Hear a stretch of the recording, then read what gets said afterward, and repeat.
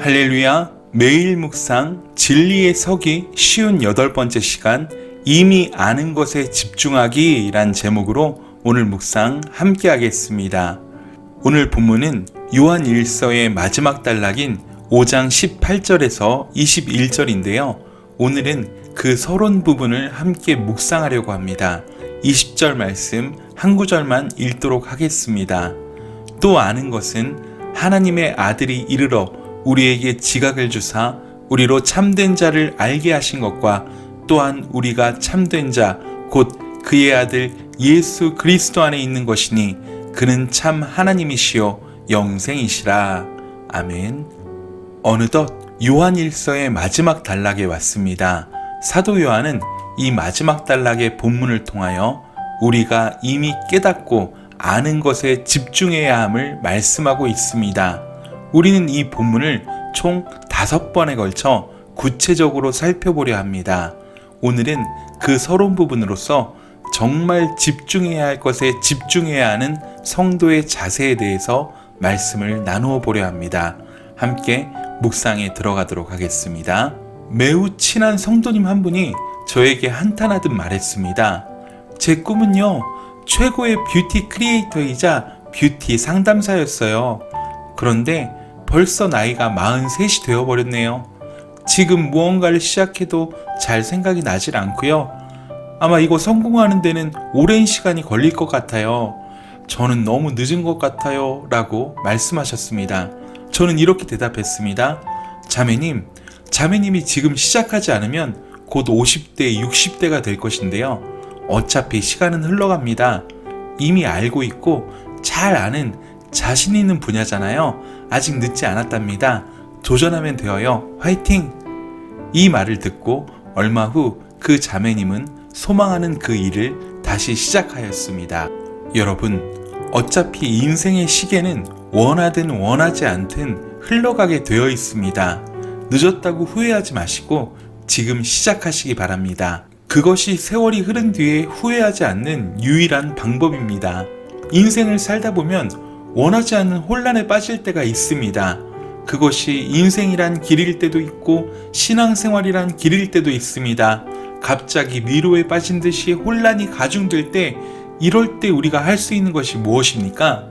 바로 기준을 다시 잡고 본질을 잡는 것입니다. 엉킨 실을 풀기 위해선 실마리를 찾아서 잡아야 하듯이 우리가 아는 기준과 원칙을 붙잡아야 합니다. 그래야 해결됩니다. 사도 요한은 지속적으로 진리는 단순한 것이라고 말씀해 왔습니다. 이미 알고 있는 진리를 붙잡으라고 말씀하였습니다. 혼란이 가중될 때는 확실한 것, 내가 알고 있는 것부터 챙기십시오.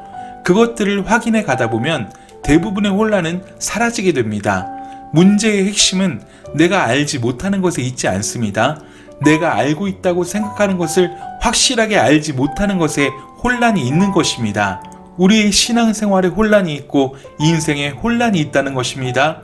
그러므로 우리 그리스도인들은 주님이 사도 요한을 통해서 우리에게 가르쳐주고 있는 요한 1서의 진리를 올바르게 정리하고 붙잡을 필요가 있다는 것입니다.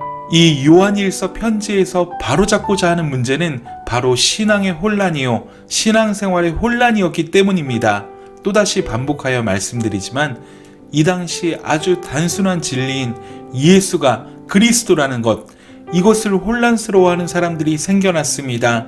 예수가 인간의 몸을 입지 않고 잠깐 그리스도로 왔다는 이런 기막힌 상상 때문에 많은 성도들이 올바른 진리에서 벗어나 혼란을 겪었습니다.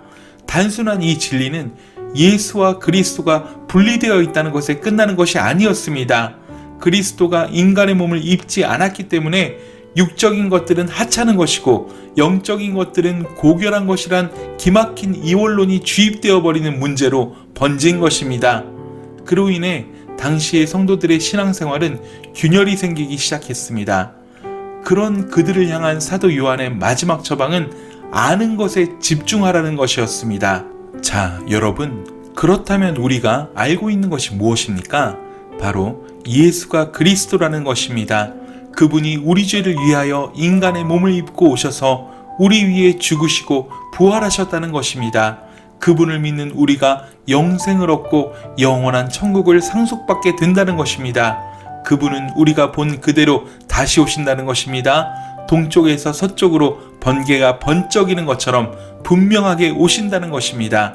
이것이 우리가 알고 있는 것입니다. 여러분, 우리가 이 진리를 안다면 우린 이제 어떻게 살아야 한다는 것입니까? 사도 요한은 분명히 우리에게 성도의 삶을 가이드하였습니다. 그것이 무엇입니까? 이 땅에 남겨진 우리는 그분이 오실 때까지 깨어있는 삶을 살아야 합니다. 그 깨어있는 삶은 서로 사랑하는 것입니다. 계명을 지키는 것입니다. 십자가의 정신을 가지고 사는 것입니다.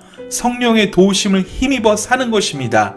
이러한 삶을 꼭 기억하십시오. 우리는 지난 묵상을 통해 담대함과 기도에 관하여 말씀을 나누었습니다. 그의 뜻대로 구할 때 우리 심령에 담대함이 생깁니다. 우리가 마지막 날 하나님의 심판대 앞에 설 때 우리의 담대함의 근거는 그의 뜻대로 십자가의 정신으로 살았다는 것에 있다는 사실입니다. 여러분, 우리가 이 진리를 안다면, 이 진리를 깨달았다면 이제 어떻게 살아야 하겠습니까? 무엇에 집중해야 하겠습니까? 처음에 알고 믿고 붙잡았던 올바른 복음에 집중해야 합니다. 우리의 구원이신 예수 그리스도에게만 집중해야 합니다. 이미 알고 있는 이 진리에, 이 기준에만 집중해서 나아가야 합니다. 그러할 때 우리는 확고한 믿음 안에서 바르고 성숙한 신앙으로 자라갈 것입니다. 모든 혼란을 바로잡고 온전한 성화를 이루게 될 것입니다. 이를 꼭 기억하십시오. 오늘 하루도 예수 그리스도와 그 복음으로 승리하는 저와 여러분 되시길 간절히 소원합니다. 사랑하고 축복합니다. 샬롬.